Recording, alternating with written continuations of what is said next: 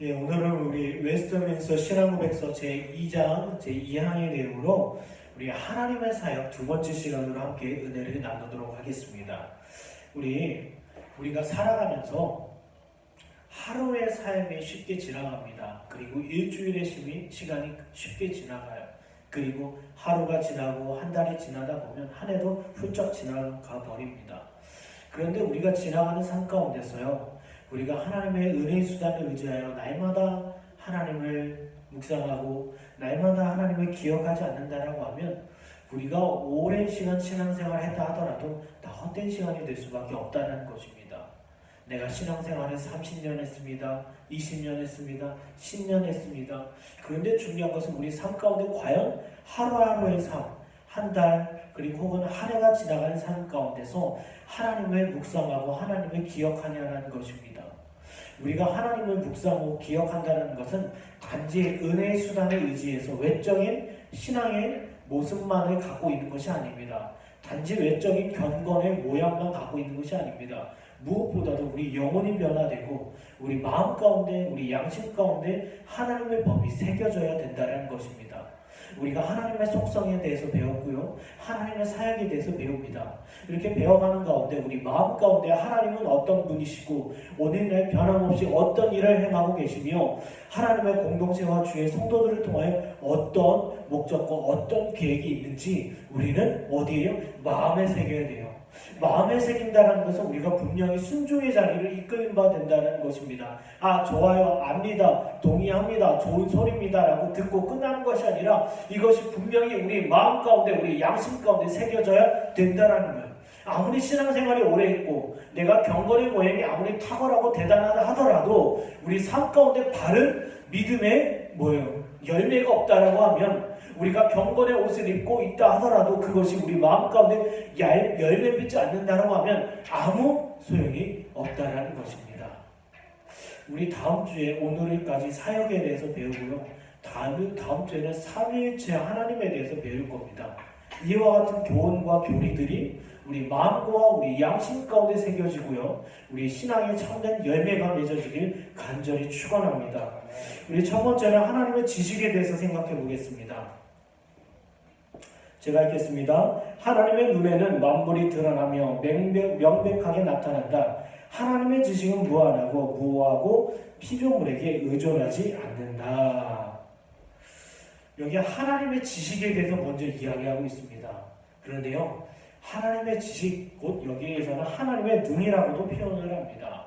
하나님의 눈은요, 우리 인간의 감각과 다릅니다.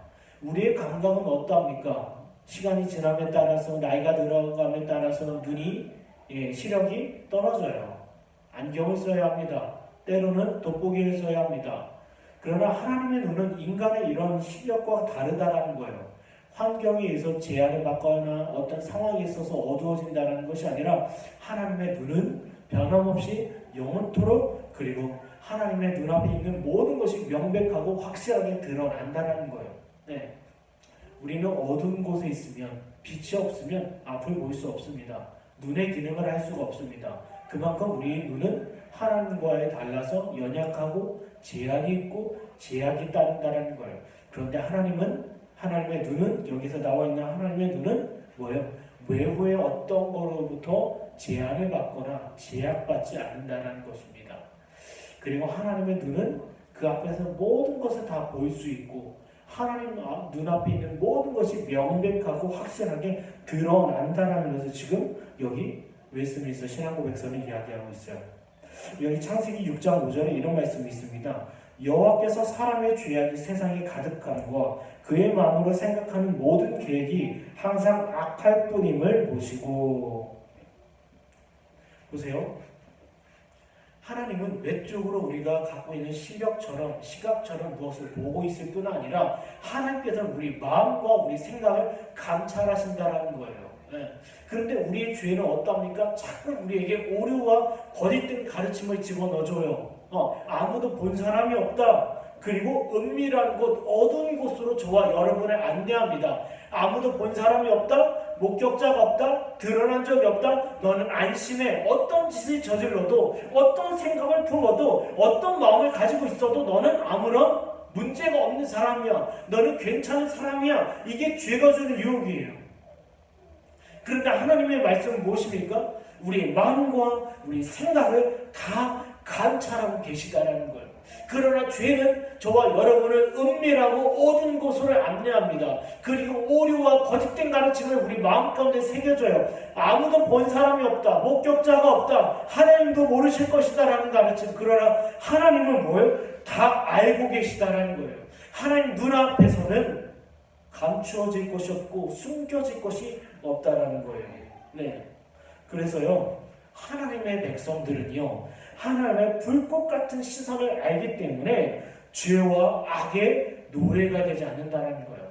다시 말씀드리자면 고린도후서 5장 15절에 이런 말씀이 있습니다. 하나님의 백성들은 하나님의 심판의 때를 기억하고 하나님 앞에 선악간에 다 드러나는 그날을 기억한다라는 거예요. 그날에 주의한다라는 거예요.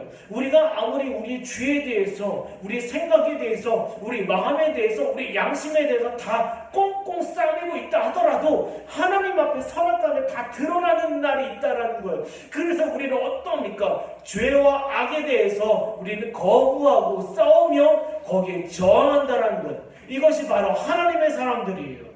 내 마음 가운데 어떤 생각이 들었어요. 네. 누구에 대해서 미워하거나 그리고 불만을 갖거나 시험에 들었거나 불만이 있거나 시험에 들었거나 이런 마음의 상태는 그냥 내버려 두지 않고 빛 가운데로 가지고 나아가요. 근데 세상 사람들은 어떠합니까? 윤리적으로 도덕적으로 문제가 없으면 나는 괜찮은 사람이야 라고 살아가요. 아니에요. 하나님은 여전히 우리가 윤리적으로 도덕적으로 세상에 부합한 삶을 산다 하더라도 내가 살인을 저지르지 않았어요. 내가 어떤 죄를 범하지 않았어요. 누구에게 해코지 하지 않았어요. 그럼에도 불구하고 하나님께서 우리 마음과 생각을 감찰하고 계시다라는 거예요. 그래서 우리는 어떠합니까? 마음 가운데 일어나는 생각들, 죄악된 생각들, 악한 생각들을 다 가지고 누구 앞으로? 하나님 앞으로 가지고 나가요. 하나님 눈앞에서는 피할 수가 없기 때문에, 하나님의 눈앞에서는 감출 수 있는 것이 없기 때문에 우리는 그것을 깨닫고 하나님 앞으로 날마다 나아가는 거예요. 네, 날마다 나아가는 거예요. 우리가 기도의 시간에 기도할 때 무엇을 기도합니까? 네, 하나님의 사람들은요, 이런 기도를 합니다. 하나님, 저 이런 문제가 어렵습니다. 저런 환경 가운데 있습니다. 어렵고 힘들고 고통스럽습니다. 이것이 단지 나의 건강의 문제와 재정적인 문제를 이야기하는 것이 아닙니다. 그것뿐만 아니라 우리 마음 가운데 일어나는 생각들이 우리에게 손해가 되고 우리에게 유익이 되지 않는다는 거예요. 그것을 우리는 알고 있어요. 내 마음 가운데 일어나는 생각들, 내 마음 가운데 일어나는 악한 감정들, 이와 같은 것들이 결코 유익되지 않다는 건 우리는 알아요. 그래서 이걸 누구 앞으로? 하나님 앞으로 가지고 갑니다. 하나님, 내가 비록 사람들이 볼 땐 외적으로 거룩하고 목사답게 목사로서 살아가고 있지만 하나님, 제 마음 가운데 일어나는 것들, 제 마음 가운데 품은 생각들이 하나님 앞에 악할 줄 믿습니다. 주여 나를 불쌍히 여겨 주십시오. 이게 하나님의 백성들이에요. 여기 욥기 21장 22절 이런 말씀이 있습니다. 그러나 하나님께서는 높은 자들을 심판하시나니 누가 능히 하나님께 지식을 가르치겠느냐. 여기 하나님의 눈앞에서 모든 것이 다 드러난다라고 얘기해요. 그리고 그 다음으로 하나님의 지식은 무한하고 무하다라는 거예요. 하나님 지식은요, 이 뜻은 하나님은 말 그대로 전지하실 모든 것을 다 알고 계시다라는 거예요. 그렇기 때문에 하나님 앞에 감출 수 있는 것도 없고 감춰질 것도 없고 숨길 것도 없다는 거예요. 그리고 모든 것을 다 아셔요. 우리 마음의 상태, 그리고 시간의 역사 가운데서 우리 현재, 과거, 미래까지도 하나님은 빠짐없이 다 아셔요. 이 세종말씀교회가 앞으로 어떻게 될지, 그리고 이 교회가 어떻게 세워질지, 그리고 성도들이 한 사람 한 사람의 인생을 통하여 하나님의 계획과 사역을 어떻게 일하실지 하나님은 아셔요. 하나님은 아셔요. 그러나 우리는 뭐예요? 몰라요. 여러분, 하나님은 아셔요. 아시기 때문에 우리에게 어떤 도움이나 어떤 조언을 구할 필요가 없다라는 거예요. 여기 웨스트민스터 신앙고백서 2장이 나와 있는 것, 2장 2항에 나와 있는 것처럼 하나님의 지식은 무한하고 무하여 피조물에게 의존되지 않는다. 우리에게 묻거나 그리고 우리에게 협력을 구하거나 우리에게 자문을 구하시지 않는다라는 거예요. 하나님은 다 알고 계셔요. 다른 곳으로부터 지식이나 어떤 정보를 받으실 필요가 없다라는 거예요. 우리 때로는 원수에 대해서 이렇게 생각합니다. 우리 원수가 있잖아요. 우리를 힘들게 하고 고통스럽게 하는 원수들, 그리고 어떤 문제에 있어서 어떤 상황들, 어려움들, 우리는 이렇게 얘기합니다. 하나님 아십니까? 내가 지금 어떤 처지에 있는지 하나님 아십니까? 저 대적 원수가 나를 향하여 어떤 계략과 모략을 꾸미고 있는지 아십니까? 라고 따져요. 그런데 이거는 하나님하고 바른 태도가 아니에요. 왜요? 하나님은 다 알고 계시다라는 거예요. 우리는요, 그 상황 가운데서 어떻게 하냐면, 주님 다 아시죠? 이 가운데서 내가 입술로, 내 삶으로, 내 행동으로 죄를 범하지 않도록 인도하여 주시고, 이 상황 가운데 하나님의 하나님 되심을, 하나님의 전지하심을 내가 인정케 하여 주십시오. 우리 교회는 왜 이렇게 작습니까? 우리 교회는 왜 이렇게 어렵습니까? 그리고 우리 가족은 왜 이럽니까? 내 친구들은 왜 이럽니까? 우리 직장은 왜 이럽니까? 아니요, 하나님은 다 아셔요. 그러나 하나님께서 원하시는 것은 바로 우리 마음의, 우리 양심의 상태예요. 우리가 죄를 범하는 것에 대해서 하나님은 민감히 여기셔요. 우리가 입술로나 행동으로나 하나님을 향하여 불신앙을 내비치고, 그리고 하나님을 향하여 따지고, 그런 태도를 하나님께서 보신다라는 거예요. 하나님은 다 아십니다. 그리고 우리에게 요구되는 것은 뭐예요? 하나님의 하나님 되심을 인정하며 그 앞에 온전히 순종하는 거예요. 하나님, 이 상황 주님께서 허락하여 주셨음을 우리는 믿습니다. 하나님, 이 모든 문제 내게 주셨음을 믿습니다. 내가 이 상황 가운데서 죄를 범하지 아니하고 하나님을 인정할 수 있도록, 하나님 앞에 무엇보다도 순종할 수 있도록 나를 붙들어 주십시오. 이것이 우리의 기도 제목이에요. 그런데요, 여러분도 아시겠지만 개방신론을 지지하는 사람들이 있습니다. 개방신론. 오늘날 복음주의자들, 신사동운동가들, 여러 집단의 사람들이요, 신론에 있어서 개방신론을 주창합니다. 본인도 이것이 개방신론인지 모르고 주창할 수도 있어요. 그럼 개방신론이라는 것은요, 이겁니다. 하나님의 사역과 하나님의 지식에 있어서 하나님은 어느 정도 아신다라는 걸 인정합니다.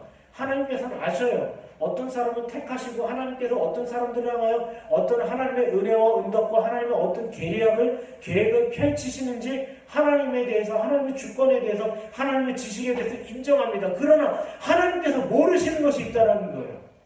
그것은 뭐냐면요, 하나님의 사역에 있어서 하나님의 주권뿐만 아니라 인간의 결정과 선택에 있어서 하나님은 그걸 허용해 주셨다는 거예요. 사람들이 어떤 결정과 어떤 선택을 내릴지 하나님은 모르셔요. 그들의 입장에 따르면, 개방신론에 따른 사람들의 입장에 따르면 하나님은 하나님의 사역 가운데 어느 영역을 인간들에게 내어주셨어요. 그리고 인간들은 그 자리 가운데서 어떤 선택과 결정을 해야 됩니다. 그들이 A를 선택할지 B를 선택할지 C를 선택할지 하나님은 모르신다라는 거예요. 이것이 바로 개방신론이에요. 예를 들어보면 하나님께서 주권적으로 아담과 하와를 만드시고 에덴에 두셨어요. 그런데 그들이 선악과를 따먹었지, 그 선악과를 뱀에게 줄지 누구에게 줄지 어떻게 처리할지 하나님은 모르시다라는 거예요. 그리고 그들의 어떤 결정과 그 어떤 태도에 따라서 하나님은 아시게 된다라는 거예요. 보세요. 여러분은 모르잖아요. 제가 오늘 예배 끝나고 집에 가서 무슨 일을 할지, 공부를 할지, 예인이를 씻길지, 아니면 기도를 할지, 말씀을 읽을지 우리는 모르잖아요.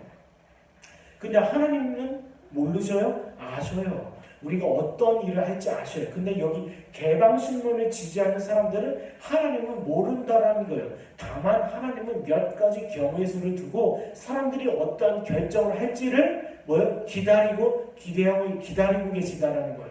그것은 여기 웨스트민스터 신앙고백서와 하나님의 말씀은 위배되는 거예요.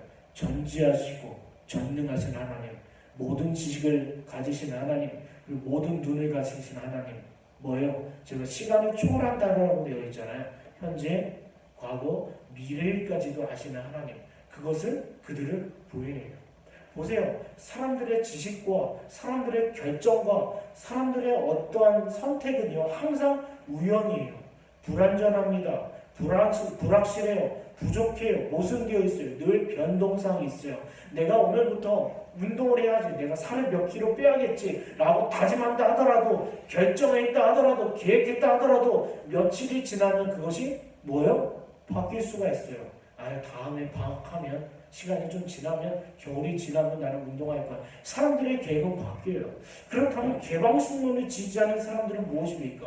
사람들의 계획이 바뀔 때마다 하나님의 계획도 바뀐다는 거예요. 이것이 바른 내용입니까? 아니죠. 잘못된 내용이죠. 어떻게 사람들의 태도와 사람들의 지식과 사람들의 결정에 따라서 하나님께서 좌우될 수 있고 하나님께서 변할 수 있냐는 거예요. 이것이 개방신론입니다. 개방신론은 하나님의 사역 안에 인간의 결정과 인간의 선택의 영역을 남겨두었습니다. 그리고 사람들의 결정과 태도에 따라서 하나님은 아시고 거기로부터 어떤 지식과 정보를 얻으신다는 것. 이것이 개방신론이에요. 그래서 개방신론을 지지하는 사람들이 대표적으로 신사도 운동가들입니다. 신사도 운동가들은 보세요. 하나님을 모르신다는 거예요. 그리고 그 일을 우리의 행함과 우리의 헌신과 우리의 사역을 통하여 하나님은 아신다는 거예요. 이것은 대단한 오류이고, 그리고 여기 나와 있는 개방신론의 오류를 그대로 답습하고 있다는 것입니다. 그렇다면 하나님의 지식은요, 변함없이 그리고 확실하게 모든 것을 아신다고 되어 있는데, 하나님의 지식의 최고는 무엇일까요? 하나님의 지식의 최고는 다름 아니라 저와 여러분을 구원한다는 거예요. 저와 여러분을 구원하는 그 지식이에요. 보세요. 여기 고린도전서 1장 21절에 하나님의 지혜에 있어서는 이 세상이 자기 지혜로 하나님을 알지 못하므로 하나님께서 전도에 미련한 것으로 믿는 자들을 구원하시기를 기뻐하셨도다. 그 누구도 하나님께서 이와 같은 비밀한 하나님의 사역을 통하여 인간 영혼을 구원하실 줄 몰랐어요. 우리가 하나님은 이렇게 우리를 구원하시겠구나, 하나님께서 이렇게 우리를 선택하셨구나, 우리는 몰라요. 죄악된 자녀들은 아담과 하와가 알았을까요? 자기들의 죄를 범하고 하나님께서 그들을 향하여 속죄 방법 가죽옷을 통하여 그들을 다시 속죄하시고 구원하실 거라는 하나님의 구원의 언약과 계획을 알고 있었을까요? 몰랐어요. 다만 우리가 알 수 있는 것은 하나님의 지식을 우리에게 계시해 주셨기 때문에 하나님의 구원의 계시를 우리는 알 수 있다라는 거예요. 그래서 우리는 그 어디에서도 자랑할 수 없습니다. 내가 복음을 이렇게 알았습니다. 내가 깨달았습니다. 내가 배웠습니다. 내가 이만큼 이해했습니다. 아니에요. 하나님의 지식을 우리에게 주셨고요. 하나님께서 주의 성령으로 말미암아 우리를 깨닫게 하신 거예요. 그렇기 때문에 우리는 그 어디서도 자랑할 이유도 없고 내세울 이유도 없고, 그리고 하나님의 지식이 있어서 하나님보다 우선 내게 나의 지식을 내놓을 이유가 없는 거예요. 정리해 보겠습니다. 하나님의 지식에 대해서요. 하나님의 지식은 하나님의 눈으로도 표현이 됩니다. 하나님의 앞에서 모든 것이 다 드러나고 하나님 앞에서 불확실한 것이 없이 모든 것이 확실하다는 거예요.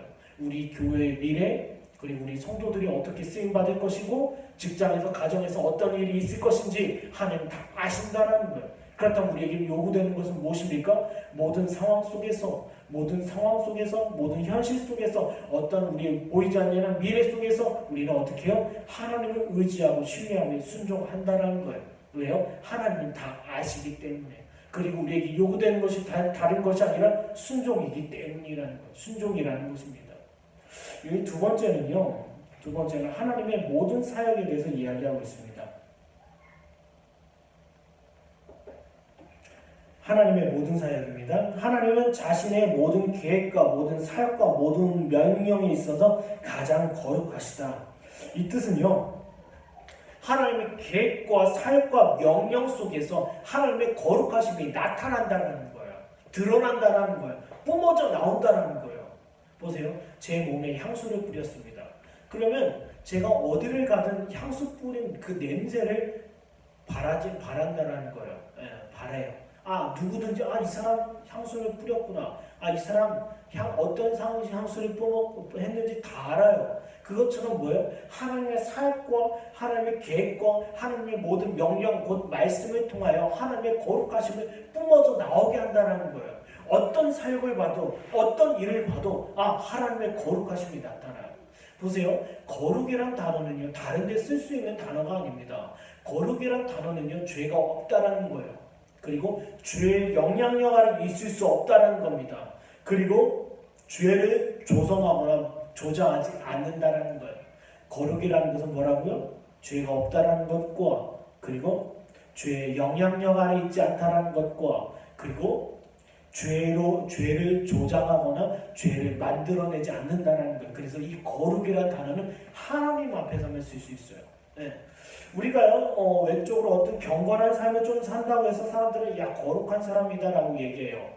아, 저 사람 진짜 거룩한 삶을 살고 있다. 경건한 삶을 살고 있다. 예, 맞아요. 그러나 그것은 그 사람의 거룩이 아니라 하나님께서 그 사람을 은혜의 수단을 통하여 거룩한 삶으로 초대하신 거예요. 그리고 하나님께서 그들에게 은혜를 베푸신 거예요. 보세요. 어떤 집사님 참으로 거룩해 보여. 이 사람 자체가 거룩이 아니라 하나님께서 은혜를 베푸셨다는 거예요. 그리고 그 사람을 거룩한 삶으로 초대하셨다는 거예요. 예. 기억하세요. 거룩이라는 단어는 그 어디에도 붙일 수 없는 단어입니다. 오직 살아계신 하나님께만 있는 거예요. 여기 보시면요. 이사야서 6장에 보면 이런 말씀이 있습니다. 서로 불러 이르되 거룩하다 거룩하다 거룩하다 만군의 여호와여 그의 영광이 온 땅에 충만하도다 하더라. 이같이 화답하는 자의 소리로 말미암아 문지방의 터가 요동하며 성전에 연기가 충만한지라. 그때 내가 말하되 화로다 나여 망하게 되었도다. 나는 입술이 부정한 사람이요 나는 입술이 부정한 백성 중에 거주하면서 만군의 여호와이신 왕을 배없음이로다 하였더라. 보세요. 이사야 선지자가 거룩하신 하나님 앞에 뭐라고 합니까? 화로가 망하게 되었습니다. 나는 끝났습니다. 내가 하나님의 선지자로서 이스라엘의 선생이 되고 스승이 되었지만 나는 입술로 부정하였고 나는 마음으로 죄를 범한 죄인 중에 괴수입니다. 나는 망하게 되었습니다. 이거예요. 사도 바울이 뭐라고 합니까? 네, 7장 로마서 7장이 뭐라고 해요? 오라 나는 곤고한 사람이로다. 이 사망의 몸에서 누가 나를 건져내랴. 아무리 그 탁월한 사역자라 할지라도 하나님을 생각하고 하나님의 거룩하심을 기억하면 우리는 죄인 중에 괴수라는 거예요. 아무리 어떤 사람이 거룩한 삶을 살아가고 있어요. 대단해 보입니다. 놀라워 보여요. 그러나 그 누구도 하나님 앞에 선다라고 하면 다 죄인이라는 거예요. 그리고 거룩하다라는 것은 우리는 거룩한 삶 가운데로 초대함을 받았다라는 것과 하나님의 은혜가 그의 심령 가운데 임했다라는 거예요. 그래서 거룩이라는 것은 오직 살아계신 하나님께만 해당되는 거예요. 그리고요, 하나님의 거룩하심은요 어떻게 나타나냐면요, 먼저는 죄에 대한 진노로 나타나요. 하나님께서요, 이 거룩하신 하나님께서 죄와 함께 하실 수 없으셔요. 보세요. 아담과 하와를 에덴에서 쫓아내셨습니다. 왜냐하면 거룩하신 하나님이 죄인과 함께 하실 수 없었기 때문에 아담과 하와를 쫓아낸 거예요. 마찬가지입니다. 오늘날에도 거룩하신 하나님은 죄인들과 함께 할 수가 없어요. 그리고 하나님께서는 죄를 즐거워하시지도 않고 죄를 조장하거나 죄를 만드시는 분도 아니에요. 네, 그래서 여기서요 거룩하다라는 것은 하나님께서 죄인과 죄에 대한 진노를 바라고 계시다라는 것을 우리는 알 수 있어요. 보세요. 지옥이 있다라는 것은 무엇입니까? 오늘 교회에서요, 제가 언제는 어떤 목사님 설교를 한 20편 들어본 적이 있어요. 근데 20편을 듣는 가운데 죄에 대해서 하나님의 진노에 대한 설교가 한 편도 없었어요. 보세요. 오늘날은요 하나님의 진노에 대해서 지옥에 대해서 이야기하지 않아요. 왜요? 사람들이 싫어하기 때문이에요. 그럼 지옥이라는 단어는 무엇입니까? 지옥이 있다라는 것은 지금도 여전히 변함없이 죄인과 죄에 대해서 하나님께서 진노하고 계시다라는 증거예요. 보세요. 성경은요 노아의 홍수 때 몇 사람이 죽었는지에 대해서 기록 안 합니다. 소돔과 고모라에서 죽은 사람들, 불타 죽은 사람들 몇 사람인지 얘기 안 해요. 왜요? 거기서 나타나고 있는 것은 하나같이 하나님의 진노입니다.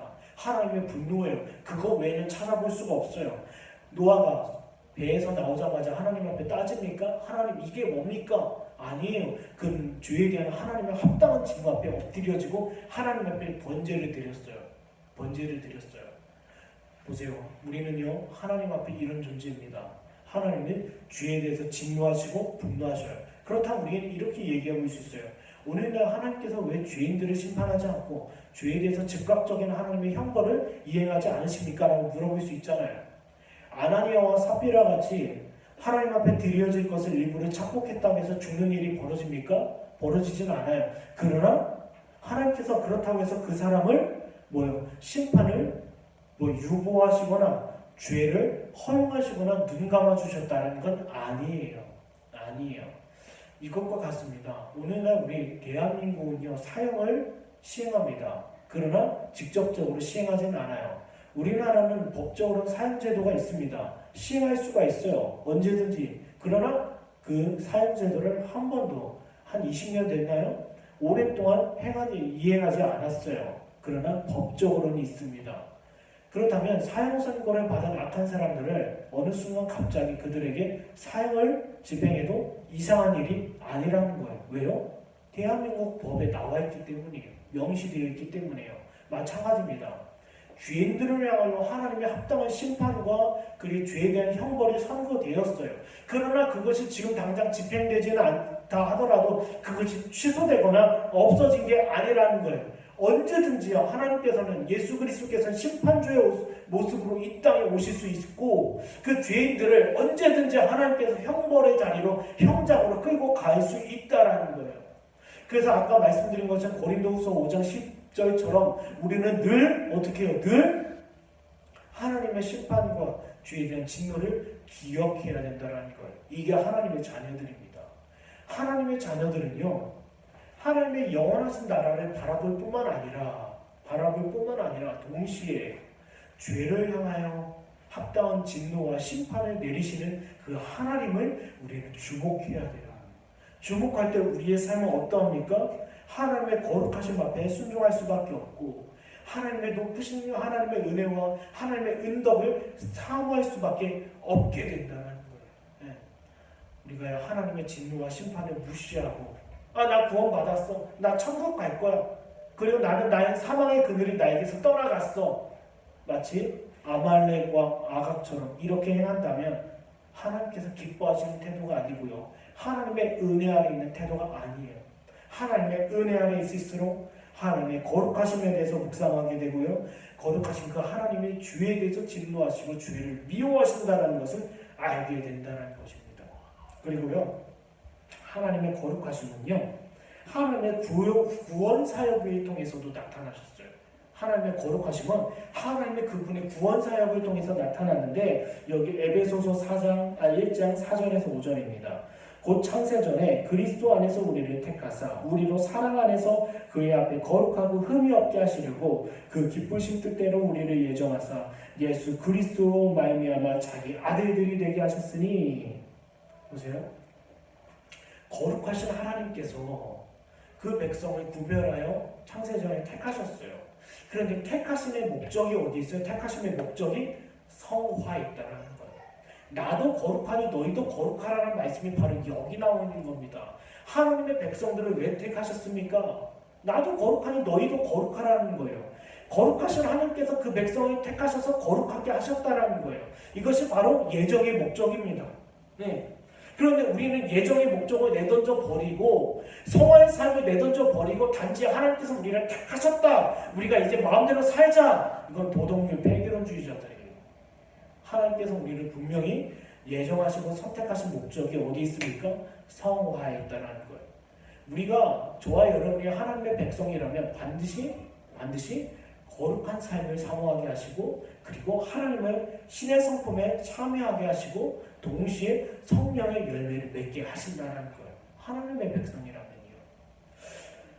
또 한 가지가 있습니다. 하나님의 거룩하심은요. 또 구원 계획 가운데 죄를 씻으시고 우리를 거룩게 하시고 의롭게 하시는 사역 가운데도 있다는 거예요.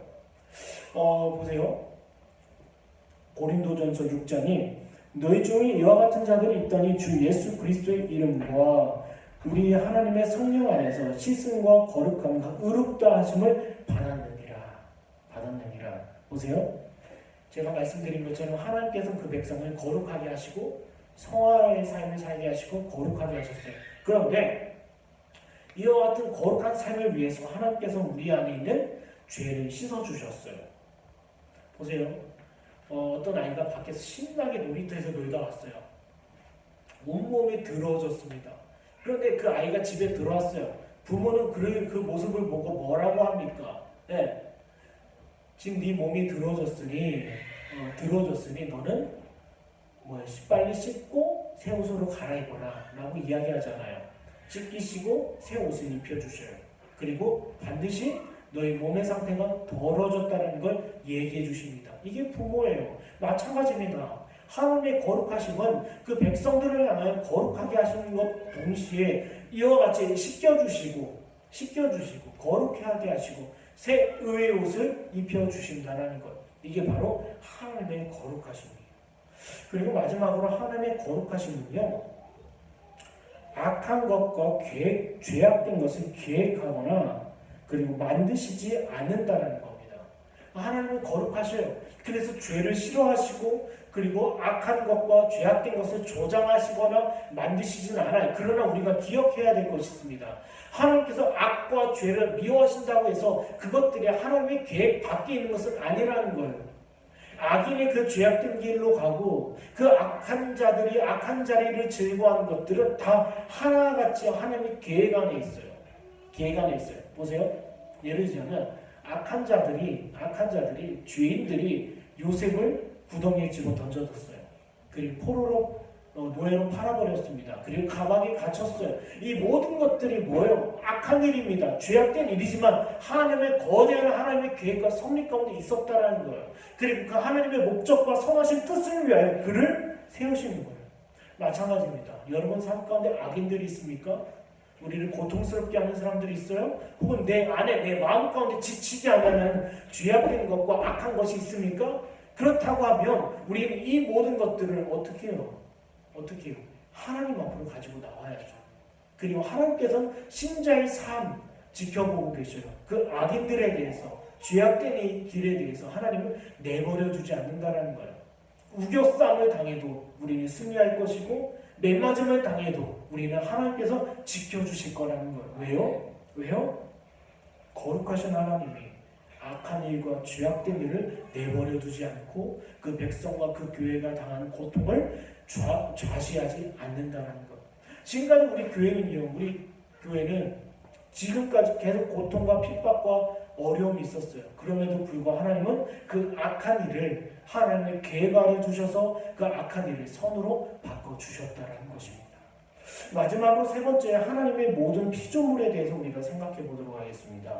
하나님에게 천사들과 사람들과 다른 모든 피조물들은 하나님이 그들에게 요구하기 기뻐하는 무슨 예배나 봉사든지 즉 어떤 순종이든지 드리는 것이 마땅하다. 이것은요, 하나님의 창조 목적에 대해서 이야기하고 있습니다. 하나님의 창조 목적. 하나님께서 천사들을 왜 창조하셨습니까? 인간들을 왜 창조하셨습니까? 이 모든 피조물을 왜 창조하셨습니까? 하나님의 창조 목적은 딱 하나예요. 하나님을 예배하고 하나님을 즐거워하는 거예요. 웨스트민스터 신앙고백서 제1장 제1항이 무엇입니까? 1문이 무엇입니까? 인간의 제된 목적은 무엇이요? 했을 때 우리는 뭐라고 대답합니까? 하나님을 영화롭게 하고 그를 영원토록 즐거워하는 것입니다 라고 우리는 이야기를 하는 거예요. 왜 우리가 직장생활을 합니까? 우리가 왜 공부를 합니까? 왜 먹든지 마시든지 무엇을 하든지 우리는 다 무엇을 위해요? 하나님의 영광을 위해서 하는 거예요. 영광을 위해서. 여러분, 하늘에 있는 광명체들이 빛을 발하고 있습니다. 하나님께서 하나님의 말씀대로 그들은 그 하늘에서 조금도 움직임 없이 그 빛을 발하고 있어요. 이것이 다 하나같이 하나님을 예배하는 거예요. 하나님께 영광 돌리는 거예요. 꽃과 나물이 시시사철 그 때에 따라 열매를 맺고 꽃을 피우는 것 다 하나하나 뭐예요? 하나님 앞에 영광이라는 거예요. 그렇다면 저와 여러분의 삶은 무엇입니까? 여기 나와 있어요. 시편 제2편 102편 18절에 이 일이 장래 세대를 위하여 기록되리니 창조함을 받은 백성이 여호와를 찬양하리로다. 그런데요, 죄가 오염이 되고 나서 이제는 하나님을 예배하고 하나님을 경배하는 일이 지극히 당연한 일이 아니라 이상한 일이 되어버렸어요. 여러분, 시대가요 점점점 죄로 오염될수록 경건의 능력이 첫 번째 상실이 됩니다. 그리고 두 번째는 경건의 모양도 이제는 사라져요. 경건의 모양이 사라진다는 것은 신앙 고백도 사라진다는 거예요. 그 어디에서도 나는 그리스도인입니다. 나는 하나님의 백성입니다. 나는 하나님의 신자입니다. 그 신앙 고백을 하지 않는 시대에 이르렀다라는 거예요. 네. 여러분 술을 권했을 때 단지 술을 마시는 게 그게 문제가 아닙니다. 그것이 문제가 아니에요. 내가 술집에 가지 않고 세상 사람들을 즐거워하고 노는 그 자리에 있지 않은 게 그게 중요한 것이 아니라 점점점 신자들의 삶 가운데서 신앙의 경건의 모양조차도 능력은 잃어버린 지 오래되었지만 그 경건의 모양조차도 사라져요. 신앙 고백이 없다라는 거예요. 없다라는 거예요. 주님께서 말씀하셔요. 나를 신하는 자를 내가 그를 신하겠고 나를 안다는 자를 내가 안다라고 신하겠다라고 말씀하셨어요. 보세요. 오늘날 우리 시대는 그 신앙 고백이 점점점 사라집니다. 점점점 사라져요. 예. 하나님의 예배하는 자리 가운데서 우리는 예배하지 않습니다. 그 예배하는 자리가 어디입니까? 다른 데 아니에요. 우리의 방, 내가 홀로 있는 자리, 아니면 나의 직장, 나의 가정, 나의 교회, 그 어떤 삶 가운데서 우리는 신앙 고백이에요. 우리 자체가 하나님께서 만드신 목적은 하나님께서 예배하는 거예요. 내가 혼자 있던, 함께 있던, 누군가 있던. 그렇다면 보세요. 하나님께서요, 이 땅 가운데 살아가는데 지상교회를 두셨어요. 이 지상교회는 참으로 예배하는 사람들이 있고 거짓으로 예배하는 자들이 있어요. 보세요. 아무리 이 세상 가운데 신앙 고백이 사라지고 경건의 모양이 없어지고 경건의 능력이 없어진다 하더라도 하나님께서 그 자신의 영광을 위하여 그의 택하신 자녀들이 있습니다. 이건 우리는 다 알고 있어요.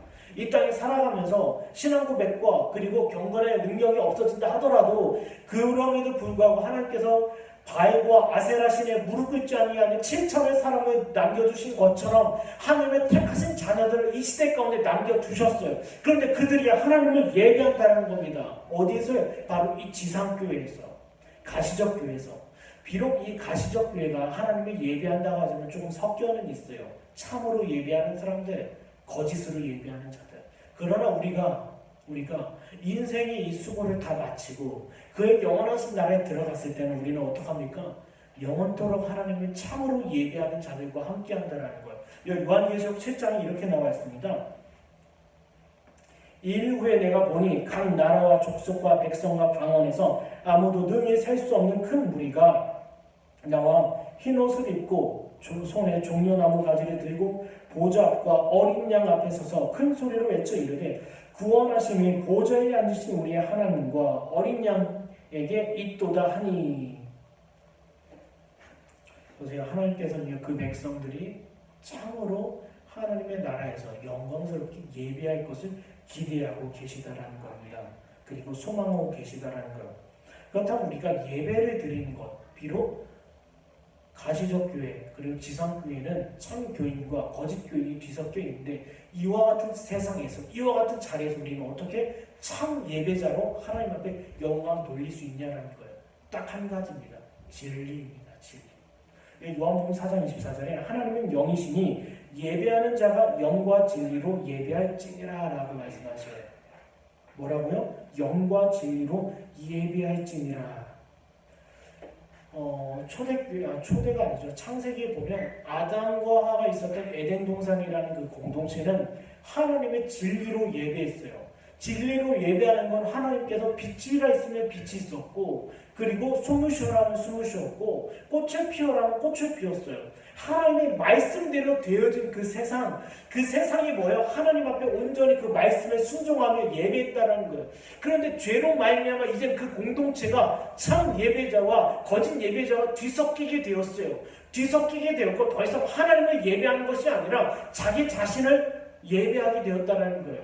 그런데 아무리 세상이 어두워지고 아무리 세상이 타락한다 하더라도 하나님을 예배하는 참 예배자들은 반드시 있어요. 그럼 어떻게 예배합니까? 바로 진리로 예배하는 거예요. 진리로.